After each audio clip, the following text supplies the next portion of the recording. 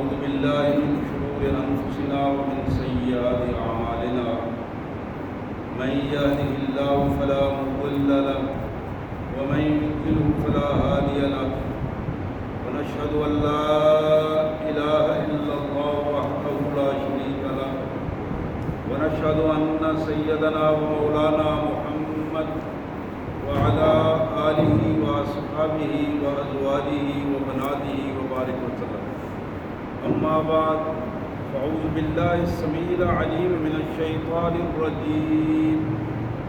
بسم الله الرحمن الرحيم.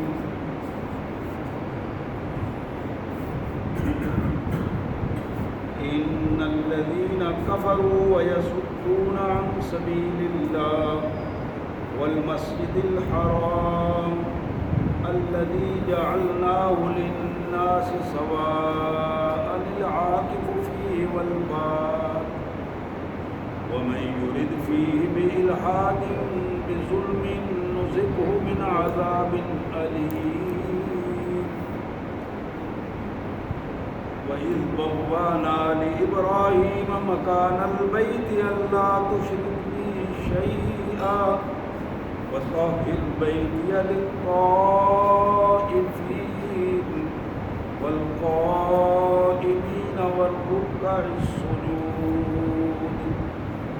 وأذن في الناس بالحج يأتوك رجالا وعلى كل ضامر يأتين من كل فج عميق ليشهدوا منافع لهم ويذكر اسم الله في أيام معلومات على ما رزقهم من بهيمة الأنعام فكلوا منها وأطعموا البائس الفقير ثم ليقضوا تفثهم وليوفوا نذورهم وليطوفوا بالبيت العتيق. آمنت بالله صدق الله العظيم. اللهم صل على محمد وعلى آل محمد وبارك وسلم. اللهم صل على جميع الأنبياء والمرسلين وعلى الملائكة المقربين وعلى سائر الصحابة والتابعين وعلى عباد الله الصالحين. الله أكبر الله أكبر لا إله إلا الله والله أكبر الله أكبر ولله الحمد. اللہ کے پاک کلام قرآن مجید میں یہ 17واں پارہ ہے اور سورہ حج ہے. سورہ حج کی آیت نمبر 25 سے لے کر آیت نمبر 28 تک کی آیات آج ہمارے زیر مطالعہ آیات ہیں. سورہ حج کی آیات ہیں آیت نمبر 25 سے 28 تک.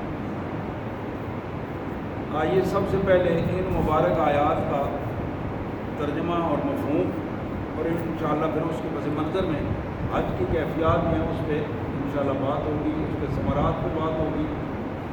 اور بنیادی طور پر حج کا یہ جو فرض ہے، رکن اسلام ہے، اس کی ضرورت کیوں پڑی اور اس کی کیا اہمیت تھی. اللہ کے مبارک نام سے بڑا مہربان، بہت زیادہ رحم کرنے والا ہے. ان الذین کفروا، بلا شبہ وہ لوگ جنہوں نے اللہ کا حکم ماننے سے انکار کر دیا ہے. وَيَصُدُّونَ عَن سَبِيلِ اللَّهِ وَالْمَسْجِدِ الْحَرَامِ، اور اللہ کے راستے سے اور مسجد حرام سے یہ روکنے کی کوشش کر رہے ہیں کافر لوگ.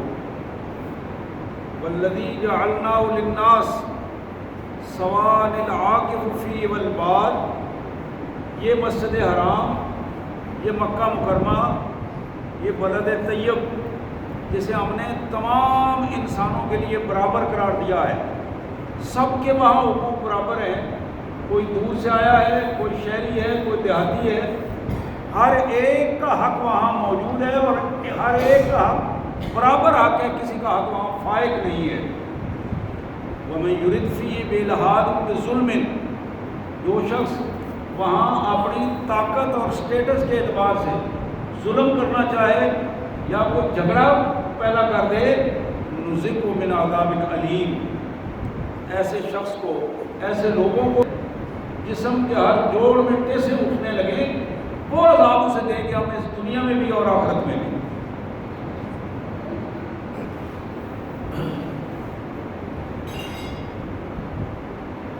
وَإِذْ بَوَّأْنَا لِإِبْرَاهِيمَ مَكَانَ الْبَيْتِ، اور ذرا تصور کرو جب ہم نے اپنے بندے، اپنے نبی جناب ابراہیم علیہ السلام کو اپنے گھر بیت اللہ میں جگہ عطا کی اور وہاں اسے ذمہ داری دی اور اسے بتایا اللہ تشرک بی شیئا، ابراہیم بالخصوص اس خطے میں میرے ساتھ ذرہ برابر بھی کسی کا شرک کا رویہ نہیں ہونا چاہیے۔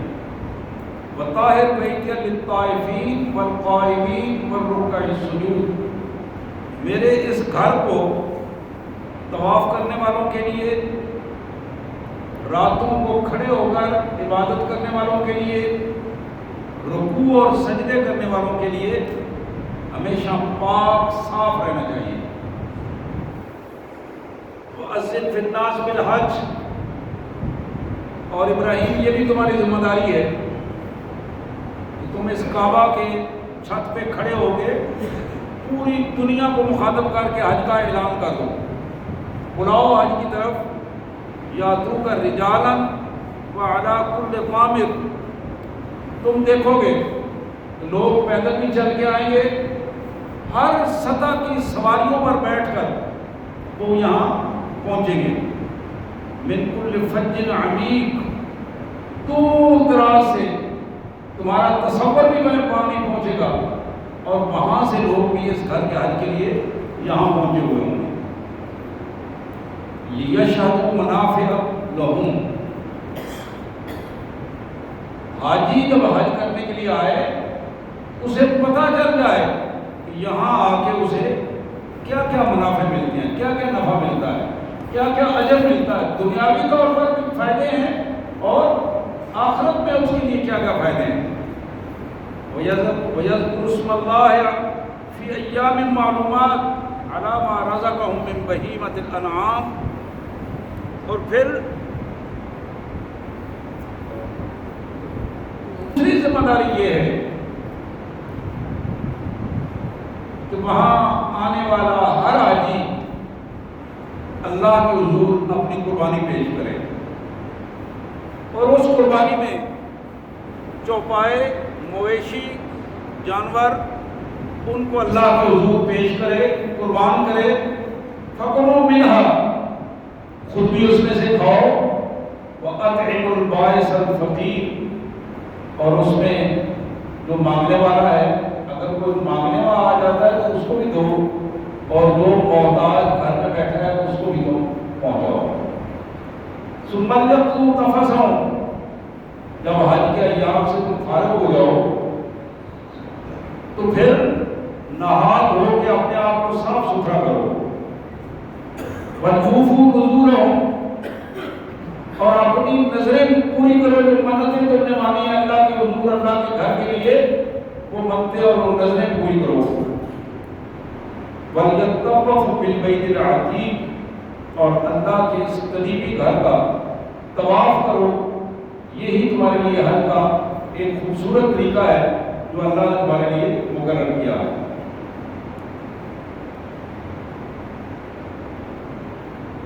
میرے انتہائی واجب الاحترام بھائیوں اور قابل احترام بہنوں، حج کا ایام حج آج سے شروع ہو چکے ہیں اور حجاج کرام عملی طور پر حج کا سفر جو شروع کر چکے ہیں، اور یہ انتہائی اہم لمحات ہیں جمعۃ المبارک کے، جو ذی الحج کا یہ جمعہ ایام حج کے آغاز کا ایک سبب بن رہا ہے، اور اس کی ہر سال ہر لمحہ اللہ اللہ کے حضور کامیابی اور دعاؤں کی قبولیت اور شرف کی بات ہے۔ اور اس سے بڑی پریشانی والی بات یہ ہے کہ امت مسلمان کے مسلمانوں کو اس کا ادراک نہیں ہے کہ اللہ کی رحمتیں کہاں کس انداز میں ہمارا انتظار کر رہی ہیں۔ ان کی پوزیشن یہ ہے کہ وہ اپنے اپنے معاملات میں، کوئی سو رہا ہے، کوئی کاروبار کر رہا ہے، کوئی موبائلوں کے چکر میں ہے، کوئی کسی حوالے سے اور کوئی کسی حوالے سے۔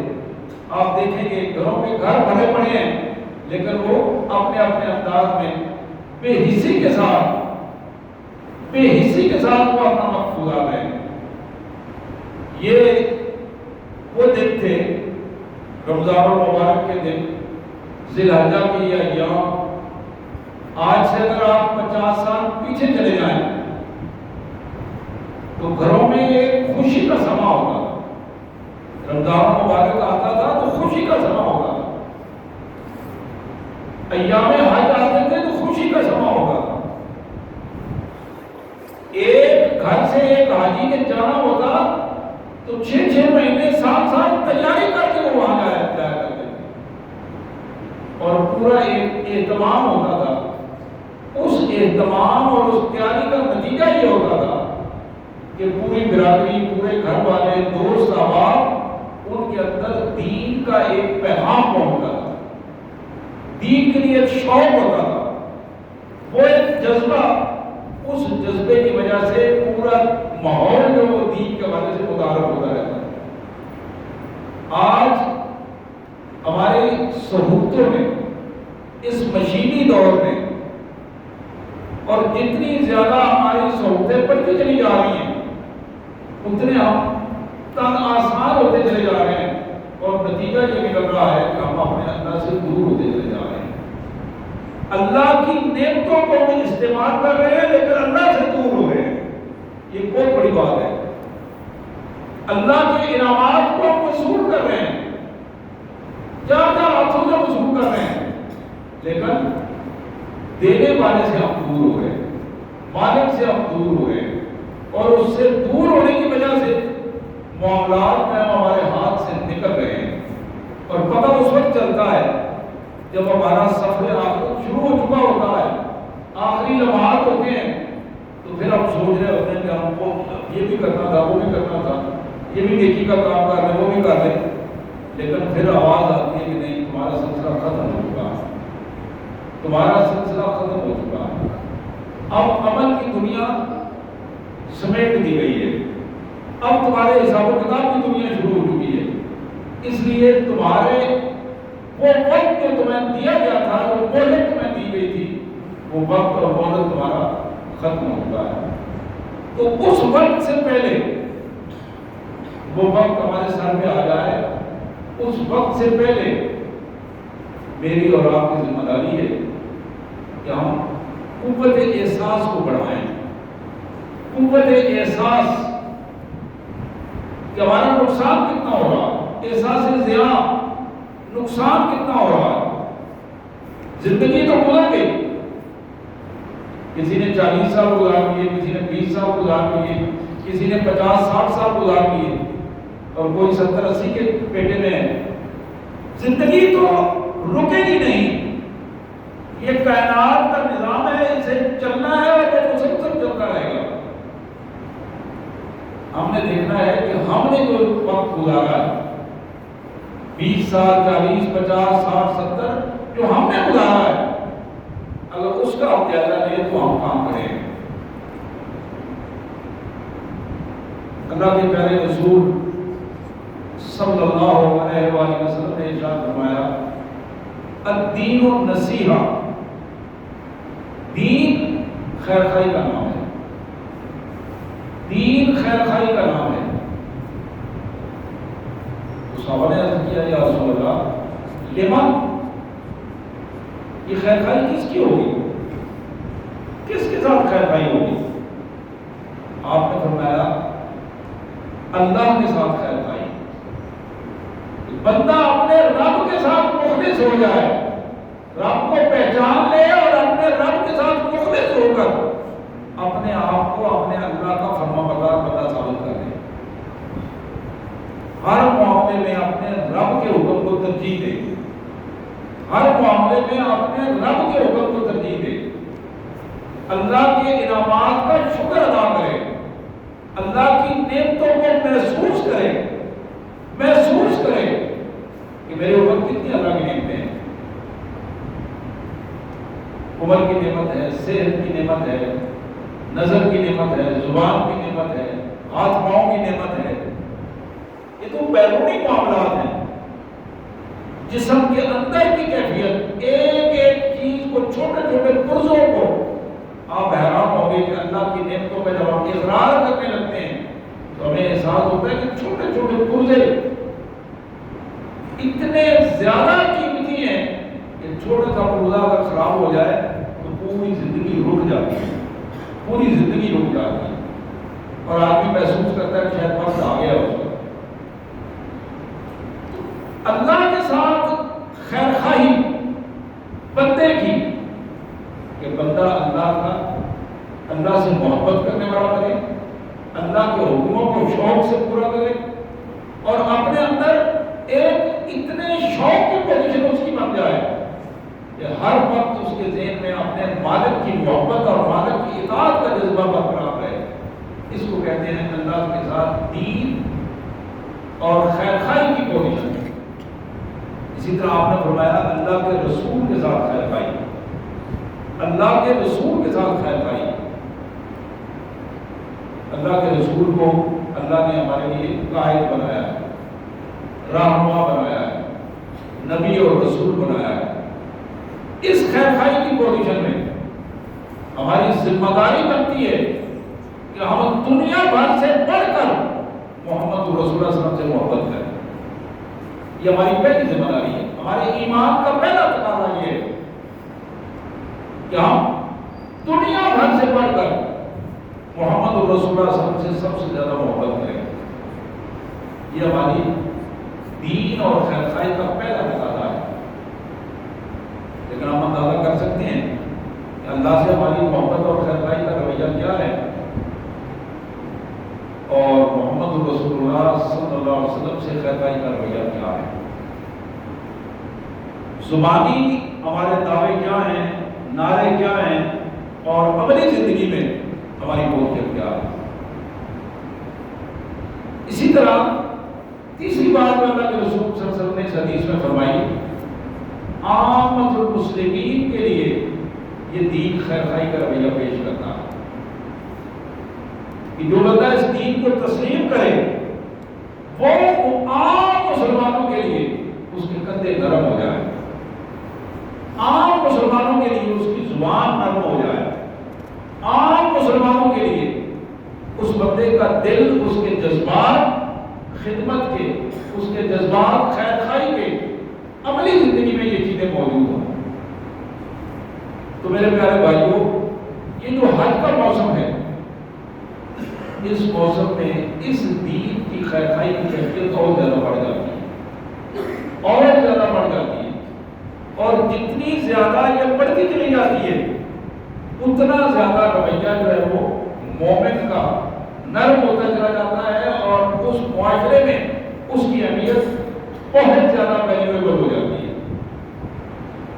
آپ جہاں تک اندازہ کریں کہ نبی رحمت صلی اللہ علیہ وسلم نے فرمایا کہ جب تم نماز میں کھڑے ہوتے ہو، نماز میں صف میں کھڑے ہوتے ہو، تو تمہارے کندھے تمہارے بھائی کے لیے نرم ہونے چاہیے۔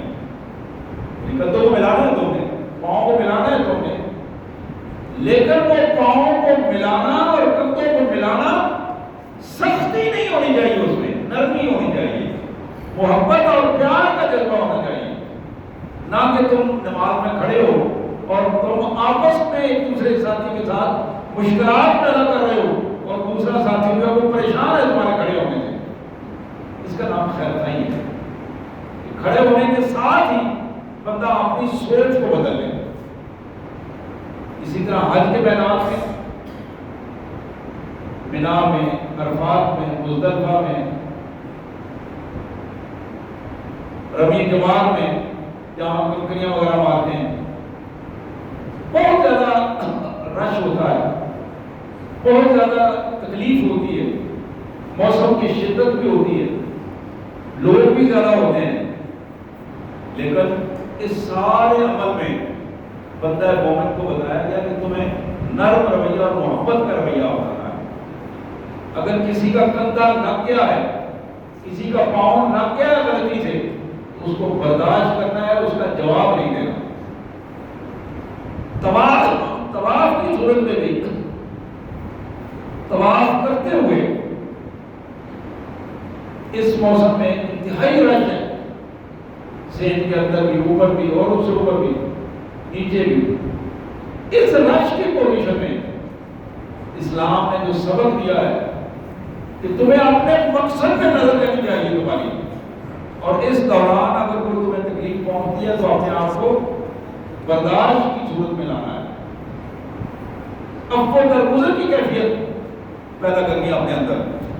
اور یہ سبق ہے جو میرے اور آپ کے لیے پوری دنیا کا سبق ہے۔ میرے انتہائی واجب الاحترام بھائیوں، اسلام نے ایک نظام دیا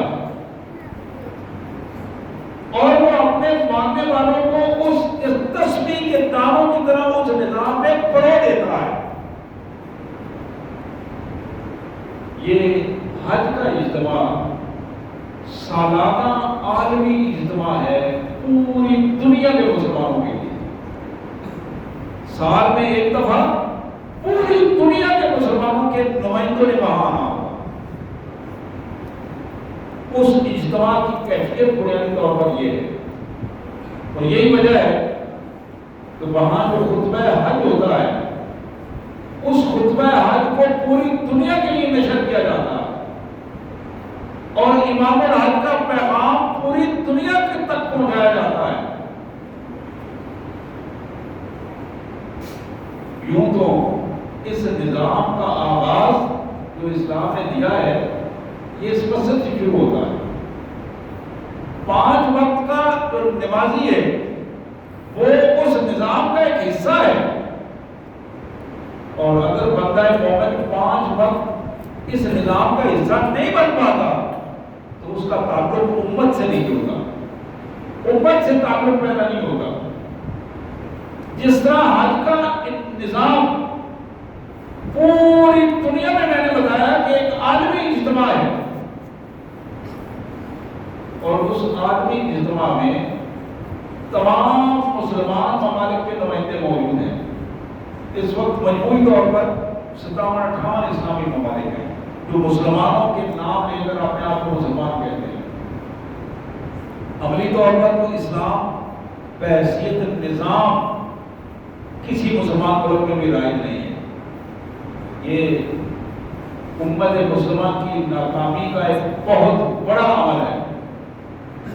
57-58 ایسے ممالک موجود ہیں جن کے حکمران کلمہ پڑھتے ہیں، محمد رسول اللہ صلی اللہ علیہ وسلم کی قیادت پر اظہار اعتماد کرتے ہیں زبان سے، لیکن عملی زندگی میں اس نظام کو رائج کرنے کے لیے تیار نہیں ہے۔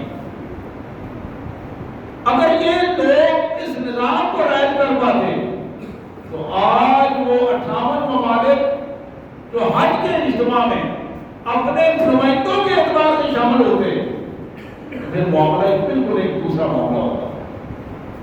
اور اس طرح پوری دنیا کے جو ممالک ہیں مجموعی طور پر ہر غیر مسلم ملک سے بھی مسلمان حج کے لیے آتے ہیں۔ مسلمانوں کی سلطنتیں اور غیر مسلموں کی سلطنتوں میں سے، اور شاہ فیصل ملوک نے اس کا انتظام کیا تھا۔ پوری دنیا کے آئے ہوئے رہنماؤں کا ایک اجلاس 3 دن مسلسل، 3 دن وہ اجلاس جو ہے وہ حرم کے اس علاقے میں ہوتا تھا حج کے بعد، اور پوری دنیا کے نظام کو ڈسکس کیا جاتا تھا کہ کہاں کہاں اس وقت مسلمانوں کی حالت کیا ہے اور ہم اپنے مسلمان بھائیوں کی کیا مدد کر سکتے ہیں۔ یعنی ہم نے تو اس کو رسم بنا دیا نا آج کو۔ آج رسم نہیں ہے، آج ایک نظام کا حصہ ہے، اور اس نظام کی کیفیت میں نے عرض کی مسجد کی 5 وقت کی نماز سے شروع ہوتا ہے، اور یہی 5 وقت نماز کے بعد 8ویں دن جو جمعہ ہوتا ہے وہ جمعہ کا خطبہ اسی چیز کی کمازی کرتا ہے، اسی چیز کا بتا دیتا ہے کہ خطبہ دینے والا جو فرد ہے وہ پوری دنیا کی اسلامی سلطنتیں امت مسلمہ کے حوالے سے اپنے قریب ترین لوگ جو وہاں جمع ہوتے ہیں ان کو پوری دنیا کے مسلمانوں کے حوالے سے رہنمائی دیں۔ اسی طرح یہ روزانہ کا عمل، یہ 8 دن کے بعد کا عمل، اور میرے پیارے بھائیوں یہی چیز جب ایک نظام کے طور پر آگے بڑھتی چلی جاتی ہے تو پھر ایک کیفیت آتی ہے کہ مسلمانوں کے اندر ایک مل جانے کا جذبہ پیدا ہوتا ہے، اور یہ جذبہ امت مسلمہ میں جب حج کا موسم آتا ہے تو مسلمان ممالک میں اس حج کی وجہ سے تحریک پیدا ہوتی ہے، اور اس تحریک کو کس نے پیدا کرنا ہے؟ بنیادی طور پر یہ حکومت کی ذمہ داری ہے، مسلمان حکومت کی ذمہ داری ہے کہ وہ حج کے اس نظام کو آسان بنائے اور لوگوں کے لیے اس کا پوری تربیت کا نظام بنائے۔ ہمارے یہاں یہ تربیت کا نظام بھی بنا ہوا ہے، لیکن یہ تربیتی نظام جو ہے وہ بھی روایتی انداز میں لوگوں کے لیے رہنمائی کی بجائے بعض اوقات مشکلات کا موجب بن جاتی ہیں ہوتی ہیں۔ ورنہ حقیقت یہ ہے کہ جتنی گورنمنٹ کی ذمہ داری ہے، گورنمنٹ جتنا آسان بنا سکتی ہیں اتنا زیادہ وہ اجر کا باعث بنتی ہیں۔ ہمارے یہاں ایک بڑی بدبختی کا ماحول یہ بن جاتا ہے کہ ہم نام تو اپنی سلطنتوں کا مسلمان رکھتے ہیں، لیکن ہم غیر مسلموں کے لیے سہولتیں پیدا کر دیتے ہیں، لیکن مسلمانوں کے لیے مشکلات پیدا ہو جاتی ہیں، مسلمانوں کے لیے مشکلات پیدا ہو جاتی ہیں۔ اس پہ آپ غور کرنا شروع کریں گے تو آپ کے سامنے بہت سارے معاملات آئے ہیں۔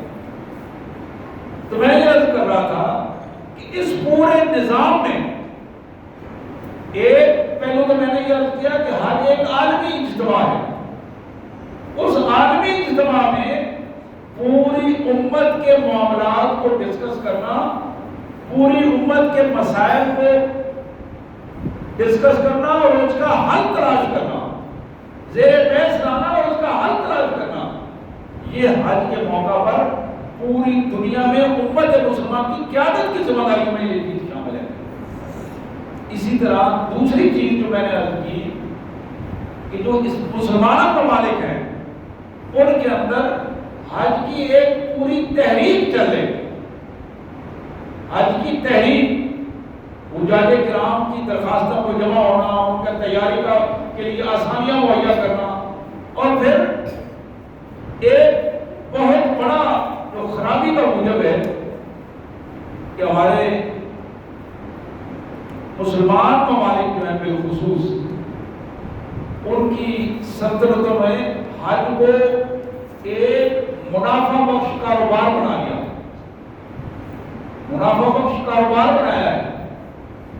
وہ کام جو آدھی قیمت پر ممکن ہو سکتا تھا اس کو، اس عبادت کو دگنی قیمت پر، 3 گنا قیمت پر لوگوں پر بوجھ بنا دیا گیا، اور اس کا نتیجہ یہ ہے کہ لوگ بہت کم حج کے لیے نکلتے ہیں، بہت کم حج کے لیے نکلتے ہیں۔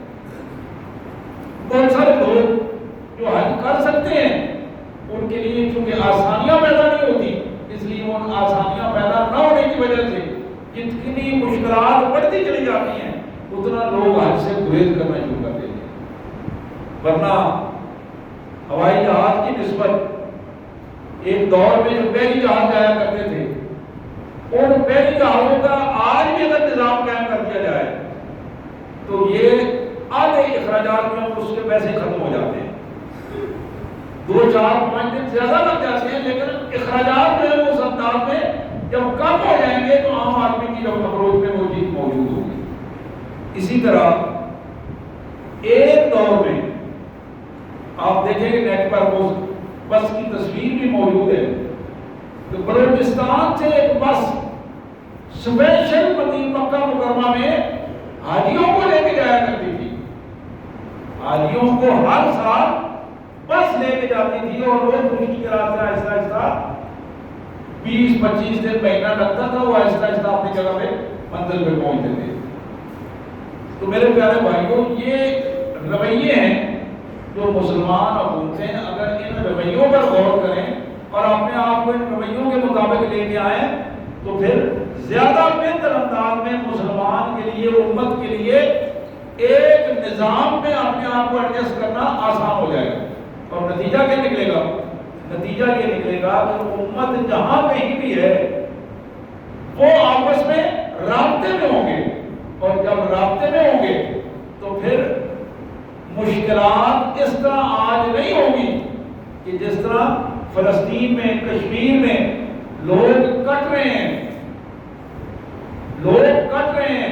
چھوٹے چھوٹے بچے جو ہیں وہ شہید ہو رہے ہیں. آج ان کی تعداد 40,000 سے بھی بڑھ چکی ہے, اور ان حالات میں پوری امت مسلمہ جو ہے وہ سوئی ہوئی, ان کو اس کا ادراک نہیں ہے. یہ وجہ رابطے کی کمی ہے, یہ وجہ حج کے اس اجتماع کو درست انداز میں اس کا استعمال نہیں ہے جو اللہ نے نظام دیا ہے. اس نظام سے دور ہونے کا حال نتیجہ ہے کہ امت مسلمہ بکھری ہوئی ہے, آپس میں رابطے نہیں ہیں, اور آپس میں مفادات ایک دوسرے کے ساتھ مفادات کا چکر ہے, اور جھگڑے اور تنازع ہیں.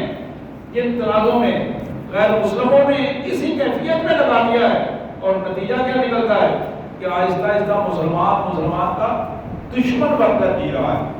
مسلمان کو دشمن سمجھتا ہے, اور اس کے کیفیات بڑھتی چلی جا رہی ہیں, اور فاصلوں کو بڑھا کر سامنے رکھا جا رہا ہے. یہی فلسطین ہے جس کے ارد گرد رہنے والے مسلمان ممالک, مصر ہے, شام ہے, اردن ہے, یہی مسلمان ممالک ہیں. یہ وہ ممالک ہیں جہاں سے حضرت ابراہیم علیہ السلام نے اس دین کی تحریک کا آغاز کیا تھا. عراق میں آپ پیدا ہوئے, وہاں سے چلے, جب اللہ نے پوری دنیا کی امامت دی تو اس امامت کی وجہ سے آپ نے پہلے بیٹے کو, بڑے بیٹے کو مدینہ مکہ مکرمہ حجاز میں بھیجا, حضرت اسماعیل علیہ السلام کو, کہ تم یہاں دین کا کام کرو گے. دوسرے بیٹے اسحاق کو فلسطین میں رکھا کہ بیٹا تم یہاں فلسطین کے ان علاقوں میں, شام کے اس علاقے میں تم مل جل کر یہاں اللہ کے دین کے غلبے